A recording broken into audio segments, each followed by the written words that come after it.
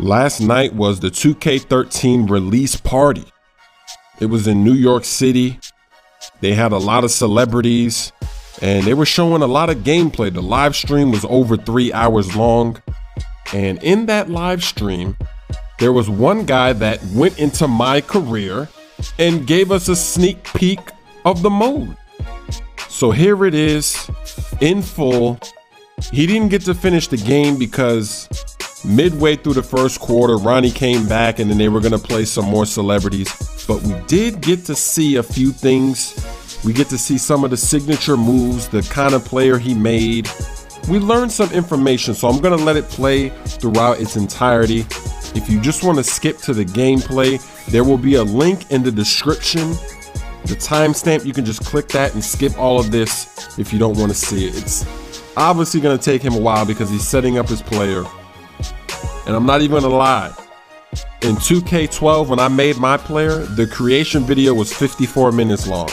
It took me 54 minutes long to go through all of this, to create my face again, to do all of that stuff. I didn't release that video, obviously. I just showed the end result. I showed what I went with and everything, but it took me 54 minutes, so I don't blame this guy for taking about 3 minutes to figure this out, because he went pretty fast, but he was taking his time because when you're making your player, you want to select what you're doing. So I'll try to entertain you here with some commentary while we're waiting, but just take a look in the background and see what you like.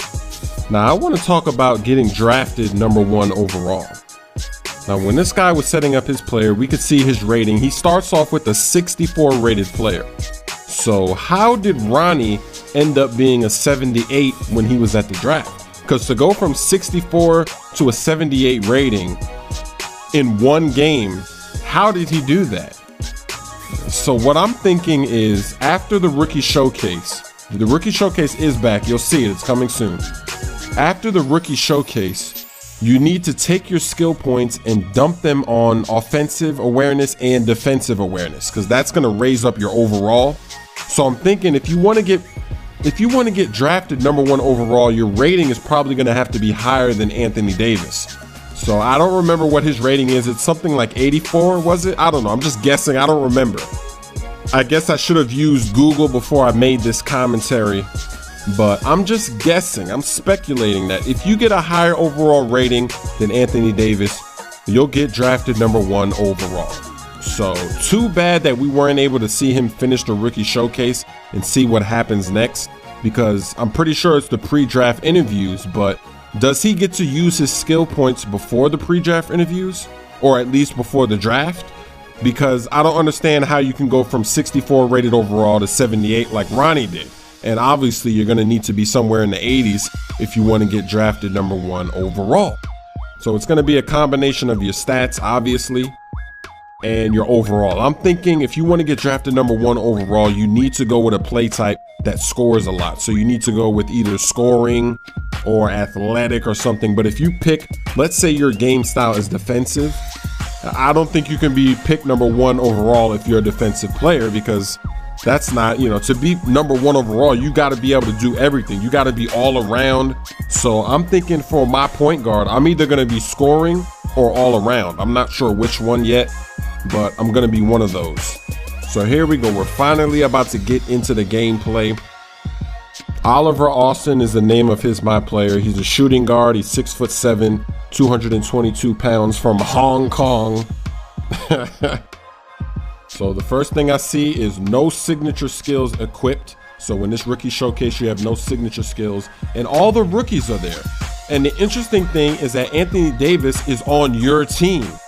So if Anthony Davis is on your team, it should be easy to outplay him in this game. You just don't have to pass on the ball.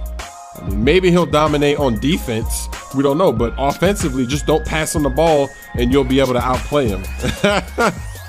This is fun, just thinking strategy, thinking of a way to get that #1 pick.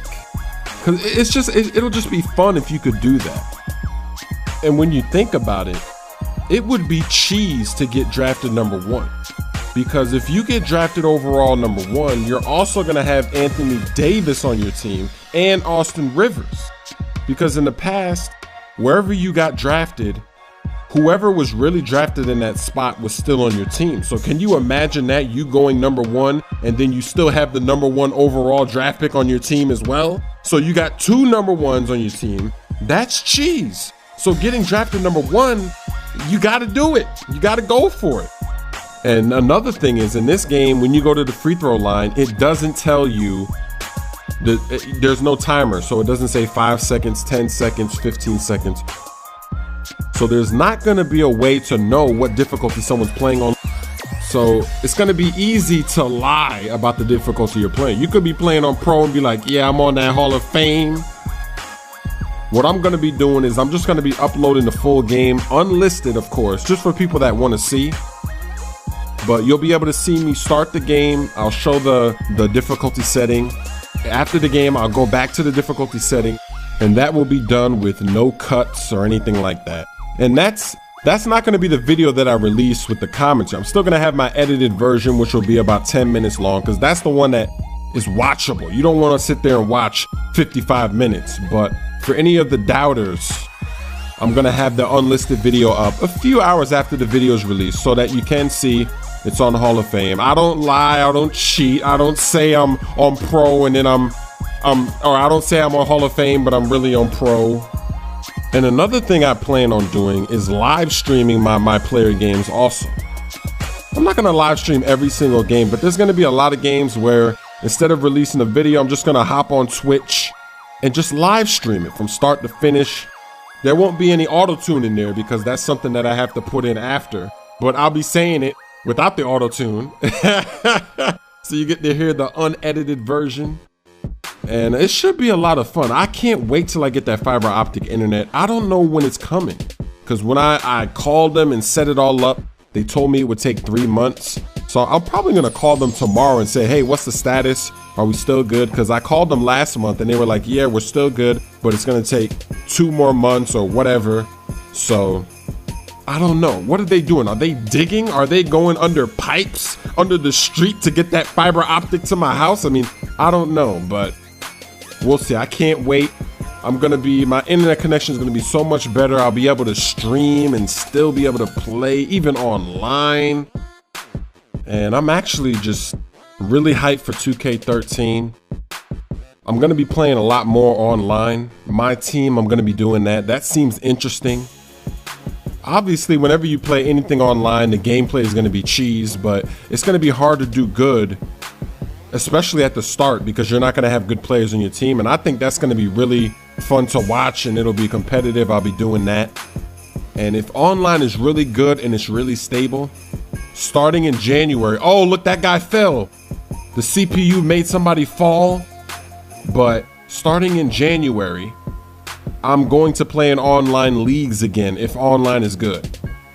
Fantasy draft, just like the 2K10, 2K9 days with the league videos. That's going to be fun. If online's good in January, I'm going to start playing in leagues until 2K14 comes out. I'll still be doing my player as well, but that's just going to be things that I'm adding. I'm also going to be doing a quick rank series. I want to see if I can get ranked in the top.